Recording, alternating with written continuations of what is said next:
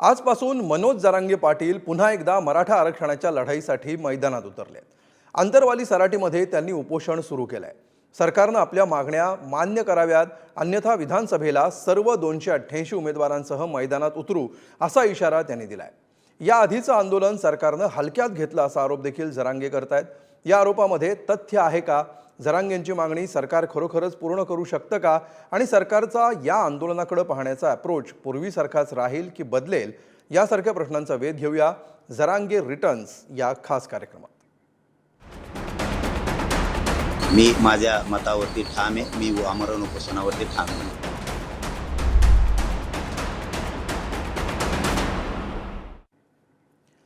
तर या कार्यक्रमात चर्चेला सुरुवात करण्यापूर्वी आपण बघूया की मनोज जरांगेंनी 3-4 महत्त्वाच्या मुद्द्यांवर प्रतिक्रिया दिलेल्या आहेत।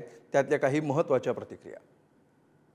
या समाजाच्या न्यायासाठी गोरगरिबांचे लेकरं मोठे व्हावेत म्हणून हे आमरण उपोषण आता मी बसलोय, सुरू झालंय। मी माझ्या मतावरती ठाम आहे। मी आमरण उपोषणावरती ठाम आहे। ही प्रशासनानं परवानगी नाकारलेली नाहीये, ही सरकारनं जाणून बुजून नाकारलेली आहे। गृहमंत्र्यांनी जाणून बुजून षडयंत्र केलेलं आहे। यामुळं काही कारण नसताना नाकारली, काहीच कारण नसताना नाकारली। आणि माझं विशेष करून महाराष्ट्रातल्या जनतेलाही सांगणं आहे की कामाच्या दिवसात आंतरवालीकडं कोणीही येऊ नका। मी खंबीर आहे लढायला। मुख्यमंत्री आहेत ते, त्यांच्यावर विश्वास असणारच ना, शेवटी जनता आहे मग आम्ही। आणि फडणवीस साहेबाचा तुम्ही विषय घेतला तर फडणवीस साहेब आमचे शत्रू नाही आहेत किंवा आम्ही त्यांना काही विरोधक मानलेला नाहीये। ते बोलले तर आम्ही बोललेलो आहे। त्याच्यामुळं त्यांनीही दखल घेतली पाहिजे, त्यांनीही प्रश्न मार्गी काढला पाहिजे। ते काढतच नाहीत, ते लोक फोडणार, काड्या करणार, मग समाजाची नाराजी तर त्यांच्या अंगावर येणारच ना। पण त्यांनी इथून पुढे तरी शिंदे साहेबांनी आणि गृहमंत्री साहेबांनी तातडीनं आमचा विषय मार्गी काढावा। हेच मराठी त्यांना डोक्यावर घेऊन नसतील। आम्हाला राजकारणात फाजकारणात जायचं नाही, आम्हाला द्या। हेच मराठ्यांचे लोक तुम्हाला डोक्यावर घेऊन नसतील। माझ्या शब्दाचा अर्थ समजून घ्या। सरकार असाल तर मला राजकारणाकडे जायचं नाही, हेच मराठ्यांचे लोक तुम्हाला पुन्हा डोक्यावर घेऊन नसतील। पण आम्हाला द्या, मला आणि माझ्या मराठा समाजाला राजकारणात जायचं नाही। नाही दिलं तर मग त्याला काय पर्याय नाही। मग 288 उमेदवार महाराष्ट्रात देणार सगळ्या जाती धर्माचे। मग मात्र मग नाही खोटा निघत, त्याला माझा नाविलाज आहे। मग मी म्हणतोय गोरगरिबाला त्रास देऊ नका। गोरगरिबाला मला नाविलाजानं देणारं मग बनावं लागणार, त्याला जबाबदार तुम्हीच असणार आहेत। आणि तुमच्या भाजपमधल्या सत्ताधाऱ्यातले जेवढे आमदार आहेत त्यांनाही सांगतो, तुमच्या नेत्याला जाऊन सांगा त्यांचं ठरलेलं द्या, नसतात तुम्हाला बोलायला जागा राहणार नाही। मी राजकारण करतोय काय करतोय म्हणून तुमच्या नेत्याकडे जाऊन ठरलेलं द्यायचं सांगा। परत बोंबलू नका, ते आमदार मध्ये बोंबलत असते। फक्त भाजपच काय इतर पक्षाची म्हणलं मग घेतले नाव होते 2-3 भाजप शिवसेना म्हणलोच ना, सगळेच म्हणतोय ना मी काय विरोधी पक्षावाले जा। दरम्यान या सगळ्यावर शिंदेच्या शिवसेनेचे प्रवक्ते अरुण सावंत यांनी काय प्रतिक्रिया दिली आहे पाहूया।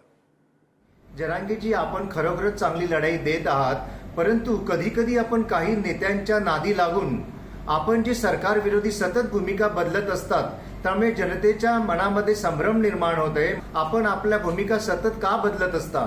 आपल्याला जर खरोखरच निवडणूक लढवायची असेल तर आपण तसं सांगावं आणि निवडणुकीच्या युद्धामध्ये उतरावं, किंवा आपण एक ठराविक भूमिका घेऊन सरकारकडे बसावं। आपण सरकारशी बसताना जर भूमिका जर बदलत राहिला तर जनतेचं नुकसान होईल, मराठा समाजाचं नुकसान होईल, आणखी सरकारला पाडून आपला काही फायदा होणार नाही। आरक्षणाचा हा जो काही प्रश्न आहे हा सुप्रीम कोर्टाच्या अंडर आहे। सरकारच्या हातात जर एवढं सोपं असतं तर सरकारने तात्काळ ते देऊन मराठा समाजाला केव्हाच खुश केलं असतं। आपण सुद्धा धीर धरावा, सरकारला पाठिंबा द्यावा। उगीच कुणाच्याही नादी लागून आपण सरकारशी वैर घेऊन मराठा समाजाचंच नुकसान होईल। तर आता हा सगळा विषय समजून घेण्याचा प्रयत्न करूया। दोन्ही बाजू आपण समजून घेणार आहोत आणि त्यासाठी आपल्यासोबत आहेत मराठा आंदोलक आणि मनोज जरांगे समर्थक विनोद पोखरकर, ओबीसी नेते आणि अभ्यासक बबनराव तायवाडे, त्याचबरोबर दैनिक पुढारीच्या संभाजीनगर आवृत्तीचे कार्यकारी संपादक धनंजय लांबे, आणि या सगळ्यांना घेऊन आपण चर्चेला सुरुवात करणार आहोत। सगळ्यात पहिल्यांदा विनोद पोखरकरांपासून सुरुवात करूया। विनोदजी, मनोज जरांगे असं म्हणतात की मागच्या वेळी सरकारने ज्या प्रकारे आमचं आंदोलन हलक्यात घेतलं तसं आता ते हलक्यात घेऊ नये। मागच्या वेळी सगळ्यांनी बघितलं की अगदी मुख्यमंत्र्यांपासून सगळे नेते, अनेक मंत्री या सगळ्या प्रश्नावर गांभीर्याने लढा देत होते किंवा प्रयत्न करत होते, हा प्रश्न सोडवण्याचा प्रयत्न करत होते।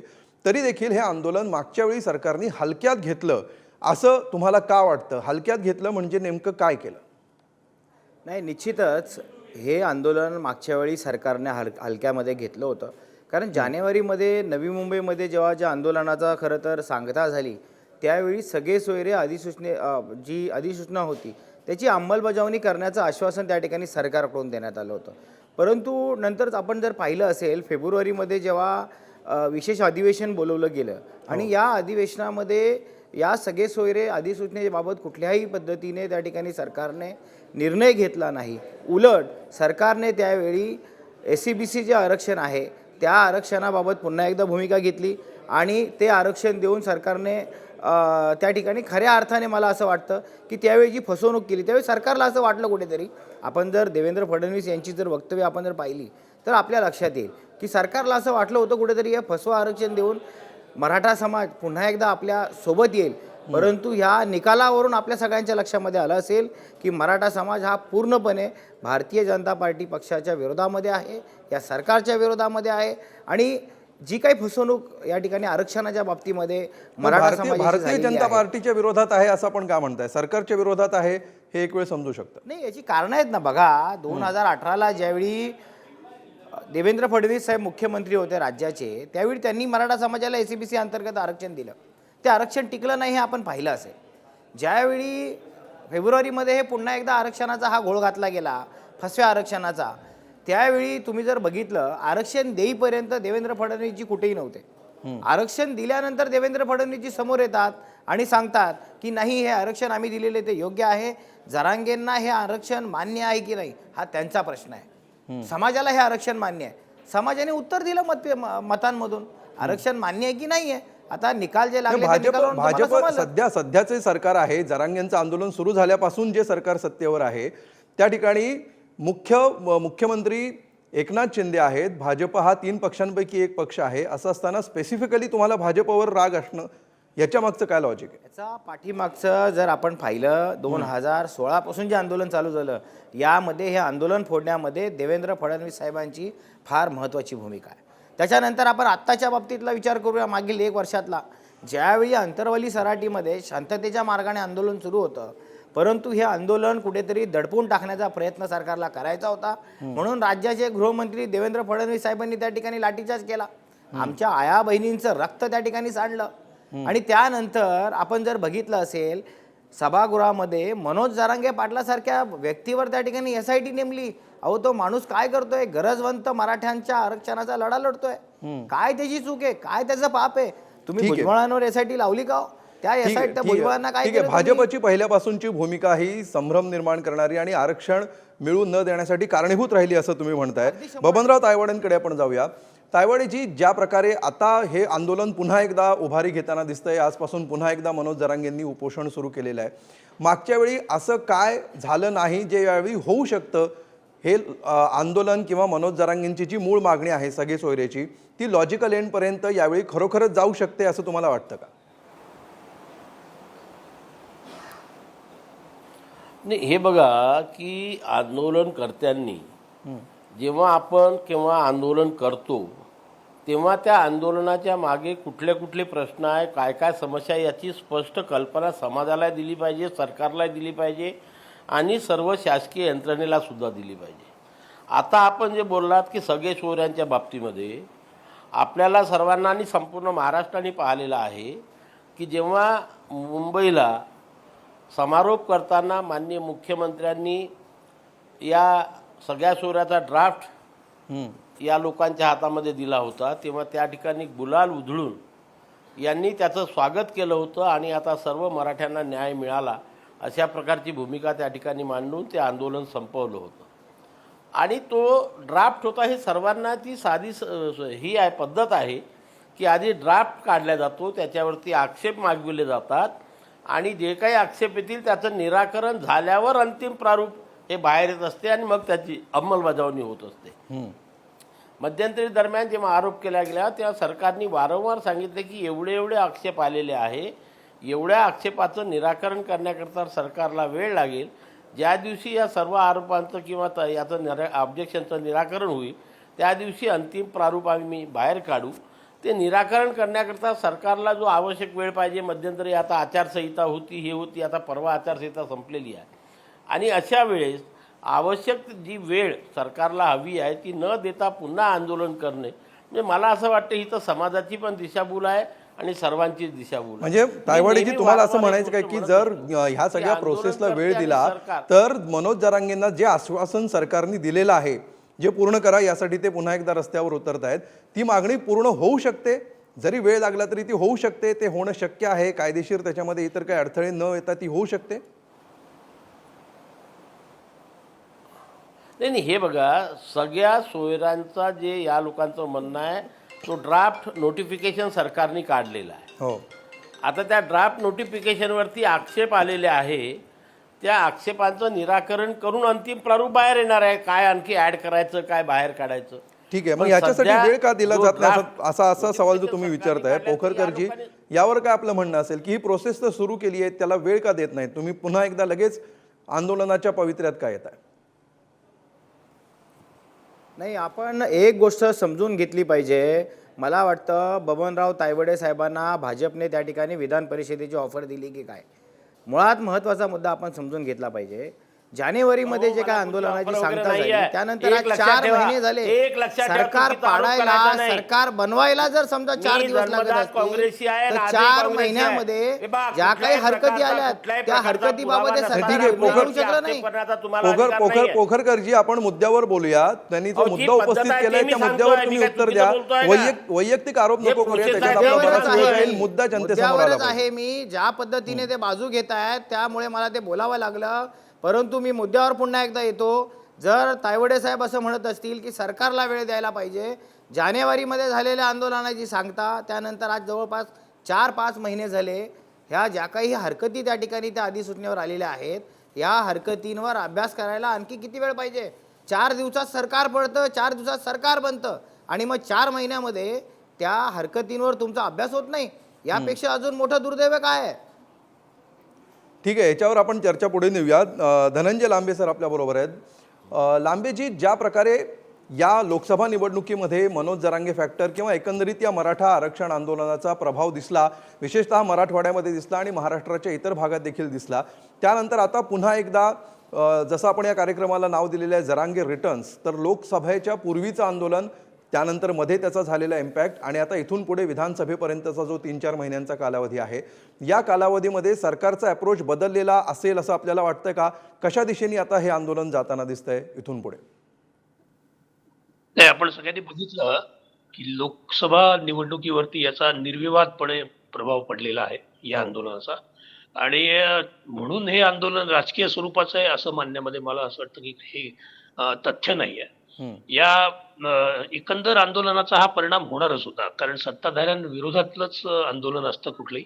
आणि सत्ताधाऱ्यांविरुद्ध जो काही असंतोष होता तो ज्याला एकसंघ करण्यामध्ये जरांगे पाटलांना यश आलेलं आहे या आंदोलनाच्या माध्यमातून. आणि दुसरी गोष्ट अशी आहे की जो काही वेळ काढण्याचा प्रयत्न झाला ओव्हरऑल, त्याच्यामुळे काय झालं की म्हणजे राज्यामध्ये थोडीशी अशी पण एक दरी निर्माण झाली होती की मराठा विरुद्ध ओबीसी हे सगळं वातावरण अशा पद्धतीचं आपण निकालांवरून पण बघतो आहोत की अनेक मतदारसंघांमध्ये अशा पद्धतीचं चित्र निर्माण झालं. हे जे काही वेळ काढला गेला याच्यामध्ये, तर मला असं वाटतं की याच्यामध्ये कुठेतरी छुपा हेतू हा पण असावा की मतांचं अशा पद्धतीने पोलरायझेशन झालं व्हावं आणि मग आपला लाभ व्हावा असा काही लोकांचा उद्देश त्याच्या पाठीमागे असू शकतो. परंतु जरांगे पाटलांचं जे काही आंदोलन आहे हे पूर्णपणे अपॉलिटिकल अशा पद्धतीचं होतं आणि ते अजूनही आहे. शेवटी काय की कुठल्याही समाजातल्या घडामोडीचा हा राजकारणावर परिणाम होत असतो आणि त्याचा प्रभाव पडत असतो. आणि म्हणून असं मानण्यामध्ये काही तथ्य नाहीये की हे मग राजकीयच स्वरूपाचं आहे. एकच मागणी आहे, अगदी त्या मागणीला ठाम आहेत. आमचे सगळे सोयरे जे काही GR तुम्ही काढतो म्हणाला होतात, तर आता ज्या अर्थी जरांगे पाटील एवढा आग्रहीपणे ती भूमिका मांडतायत की तुम्ही मान्य केलं होतं हे, तर त्या अर्थी 100% सरकारने पण काहीतरी विचार करूनच त्याच्यावरती त्यांना शब्द दिला असणार आहे. परंतु त्याच्यामध्ये वेळ काढला जातोय. आणि मी तुम्हाला याच्यामध्ये हे पण सांगू इच्छितो की आता हे 3-4 महिन्यांवरती ज्या निवडणुका येऊ घातल्या आहेत, तर हा कालावधी हा फार क्रुशल आहे. आणि सरकारला जर असं वाटत असेल की या प्रश्नातून मार्ग आपण काढला पाहिजे, हम्म.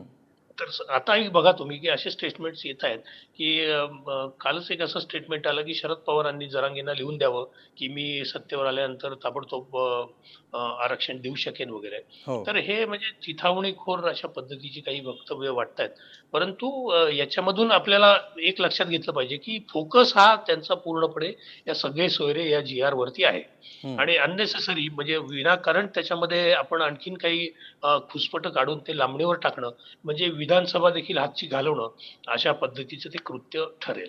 निश्चित. तायवाडेजी, ज्या प्रकारे आंदोलनाची मूळ मागणी हा एक भाग झाला आणि दुसरीकडे या आंदोलनाची पार्श्वभूमी, त्याचे राजकीय होणारे परिणाम, जरांगेंवर राजकीय स्वरूपाचे होणारे आरोप, आत्ताच जसं आपण शिंदेंच्या शिवसेनेचे अरुण सावंतांची प्रतिक्रिया ऐकली की जरांगेंनी आपली भूमिका सातत्याने बदलू नये, जो राजकीय निवडणुकीत उतरायचं नाही उतरायचं, गावातनं एक उमेदवार उभा करायचा, परत तो निर्णय मागे घ्यायचा, या प्रकारचे जे आरोप होत आहेत, या दोन्हीच्या पार्श्वभूमीवर सरकारला वेळ काढायला, वेळकाढूपणा करायला एक प्रकारे संधी मिळतीये असं तुम्हाला वाटतं का?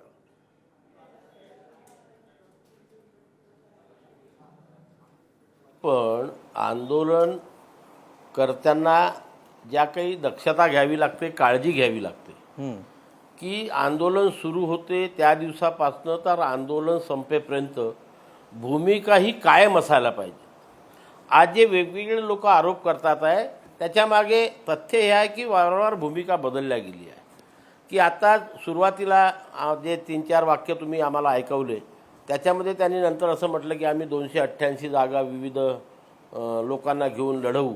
यावेळेस सुद्धा जेव्हा आंदोलन सुरू होतं की प्रत्येक गावातनं आम्ही माणसं उभे करू, मग आले की मतदारसंघातनं उभे करू, असे करू तसं करू, आणि सर्वांना एक दहशतीमध्ये ठेवण्याचं काम झालं होतं. आणि नंतर कुठेच एकही उमेदवार उभा केला गेला नाही किंवा जाहीरपणे कुणाला समर्थन पण दिलं नाही. त्यांनी स्वतः त्या दिवशी स्पष्ट केलं की आम्ही जाहीरपणे कुणालाही समर्थन दिलेलं नव्हतं. आणि त्याच्यामुळे आता राजकारण्यांचा विश्वास कसा बसणार किंवा सामाजिक संघटनांचा विश्वास कसा बनवणार की आंदोलनकर्ते जे काही बोलतात त्याच्यावरती ते ठाम असतात. आज ते म्हणतात की आम्ही 288 जागा लढवू, पण हे खरंच लढवणार की नाही लढवणार याविषयी साशंका प्रत्येक नागरिकाच्या मनामध्ये निर्माण होत आहे. पण तायवाडेजी, या राजकीय भूमिका सोडून द्या, मूळ मागणी तर ठाम आहे ना. मूळ मागणी तर बदललेली नाही. ज्या मागणीवर हे आंदोलन उभं राहिलंय ती मूळ मागणी तर तीच आहे, त्याच्याविषयी काही ते हटलेले नाहीयेत किंवा ती भूमिका बदललेली नाही. मूळ मागणी करता ते आंदोलन करते आहे. मला त्यांच्या आंदोलनाला विरोध नाही, माझ्या शुभेच्छा आहे. पण मी जे म्हटलेलं आहे की सरकारला वेळ द्यायला पाहिजे. सर्वात आधी सरकारला एकदा विचारायला पाहिजे की आमच्या मागणीचं काय झालं. सरकारकडनं जर तुम्हाला समाधानकारक उत्तर नाही आलं तर मग तुम्ही हा मार्ग पत्करा. पण परवा निवडणुका संपल्या, आचारसंहिता संपली, सरकारशी कुठल्याही प्रकारचा पत्रव्यवहार नाही की आम्हाला दिलेल्या या आश्वासनाचं काय कुठल्या टप्प्यात आहे. तशा प्रकारची कुठलीही सरकारशी संवाद नाही, चर्चा नाही, आणि पुन्हा उपोषणावर बसण्याची भाषा करून उपोषणावर बसण्याचं आमच्या सरकारला हे करणे. इथे कुठेतरी आंदोलनाच्या या भूमिकेमुळे सामान्य जनता ही काय म्हणते संशयाच्या जागेत आलेली आहे. खरं पोखरकरजी, असं काही संवाद खरंच झालेला होता का? कदाचित तो माहिती नसेल, तो बाहेर आला नसेल किंवा तो जाहीर झालेला नसेल. असं काही सरकारशी पुन्हा एकदा आंदोलन सुरू करण्यापूर्वी असा काही संवाद झालेला आहे का? काही बोलणं झालेलं आहे का? मला बबनराव तायवाडे साहेबांनी मांडलेला जो काही एक मुद्दा आहे की जरांगे पाटील वारंवार मागणी बदलत आहेत किंवा जरांगे पाटील लोकसभेला प्रत्येक गावातून उमेदवार देणार होते. सगळ्यात महत्वाचं म्हणजे जरांगे, एक मिनिट जरा ऐकून घ्या, ऐकून घ्या आता जरा माझं काय बोलतोय मी. जरांगे पाटलांनी एकदाही ऐकून घ्या जरा. जरांगे पाटलांनी एकदाही लोकसभेला उमेदवार देण्याचं किंवा गावागावातून उमेदवार देण्याचं बोललेलं नाही. पहिला मुद्दा. ज्यावेळी समाजामधून ही मागणी झाली त्यावेळी जरांगे पाटलांनी आंतरवली सराटीमध्ये एक बैठक बोलवली. या बैठकीमधून लोकांचा जो काही त्या ठिकाणी मागणी होती की उमेदवार देण्याबाबतची, जरांगे पाटलांनी ते समजून सांगितलं की आपण जर अशा पद्धतीने उमेदवार दिले तर समाजाचं आर्थिक नुकसान किती मोठ्या प्रमाणामध्ये होऊ शकतं. त्यामुळे हा विषय त्यांनी समाजावर सोडला. जाता जाता त्यांनी हे म्हटलं की तुम्हाला जर वाटतं ना की उमेदवार द्या तर एका मतदारसंघातून केवळ एकच उमेदवार द्या, परंतु त्याचा पूर्ण मतदारसंघामध्ये जाऊन तुम्ही आढावा घ्या, सगळ्या लोकांच्या भेटीगाठी घ्या, त्याचा अहवाल मला द्या आणि त्यानंतर उमेदवार उभे करायचे की नाही याबाबत त्या ठिकाणी मी निर्णय घेईन. तो अहवाल पूर्ण नकारात्मक आला. त्यावर जरांगे पाटलांनी लोकसभेला उमेदवार देणार नाही याबाबतची त्या ठिकाणी घोषणा केली. त्यामुळे जे काही आता बोललं गेलं तायवाडेंकडून त्यांच्यावर त्यांच्या प्रश्नाला हा उत्तर होता. दुसरा मुद्दा जे म्हणतायत की बाबा वारंवार मागणी बदलते, तर अशातला कुठलाही मुद्दा नाही आहे. पहिली गोष्ट, सगळ्यात अगोदर मागणी केली मराठा समाजाला ओबीसीमधून आरक्षण द्या. सरकारने त्यानंतर कुणबी दाखल्यांचा त्या ठिकाणी विषय पुढे आला, कुणबी दाखले दिले. कुणबी दाखल्यांच्या आधारावर त्या ठिकाणी सगळे सोयरेची अधिसूचना काढावी आणि मराठा समाजाला आरक्षण द्यावं, अशा पद्धतीची एक मागणी होती. दुसरी मागणी अशी होती, जर सरकारच म्हणतंय की 54 लाख कुणबी दाखले मिळालेले आहेत, तर त्या 54 लाख कुणबी दाखल्यांच्या आधारावर मराठा आणि कुणबी एकच आहे असा एक कायदा पारित करून मराठा समाजाला आरक्षणामध्ये घ्या. हे ही पोखरकरची मागणी- त्यातली जी पहिली मुद्दा तुम्ही सांगितलात, अधिसूचना काढणं आणि त्याची सगळी पुढची प्रोसेस, तर अधिसूचना तर काढली, नवी मुंबईमध्ये वाशीमध्येच ती अधिसूचना दिलेली होती, जल्लोष झाला होता, त्याची पुढची प्रक्रिया होईपर्यंत तुम्ही थांबत का नाही असा सवाल तायवाडे विचारत होते. तर याच्याबद्दल तुमचं काही सरकारशी बोलणं झालंय का, की थेट आंदोलन सुरू झालंय? एक बघा, सरकार काय आंधळं नाही आहे ना, सरकार बहिर आहे. पहिली गोष्ट, जानेवारीमध्ये झालेलं हे आंदोलन, त्याची सांगता, त्यावेळी केलेली मागणी, त्या मागणीवेळी सरकारने दिलेली अधिसूचना आणि त्या अधिसूचनेची अंमलबजावणी आज 5 महिने होत आले. ह्या 5 महिन्यामध्ये सरकारने, मला तुम्ही सांगा, सरकारने किती वेळा भूमिका मांडली याबाबत की आम्ही अधिसूचनेबाबत विचार. एकदा फक्त मुख्यमंत्र्यांकडून त्या ठिकाणी बोलणं झालं की याच्यावर हरकती आलेल्या, त्या हरकतींचा अभ्यास करून 2-3 महिन्यामध्ये आम्ही याची अंमलबजावणी करू. आता लोकसभा निवडणुकीचा निकाल लागला. निकाल लागल्यानंतर 4 तारखेला मनोज जरांगे पाटील आंतरवेलीत बसणार होते आंदोलनाला, पण त्यानंतर त्या ठिकाणी आचारसंहितेचे मध्ये टाकलं आणि ते आंदोलन त्यांनी सांगितलं की 8 तारखेला. सरकारने मनोज जरांगे पाटलांना बोलवलं का चर्चेला? सरकार मोठ्या भावाच्या भूमिकेत आहे ना. मायबाप सरकार हे देण्याच्या भूमिकेत आहे, आम्ही मागण्याच्या भूमिकेत आहोत. आम्ही किती दिवस भिका मागायच्या आहोत सरकारकडे? सरकारचं कर्तव्य नाहीये मायबाप म्हणून सरकारने आम्हाला बोलावं ठीक आणि आहे, आमच्यावर म्हणजे चर्चा करावी. उपोषणाला बसल्याशिवाय सरकारी हालचाली सुरू होणार नाहीत असं तुम्हाला म्हणायचं?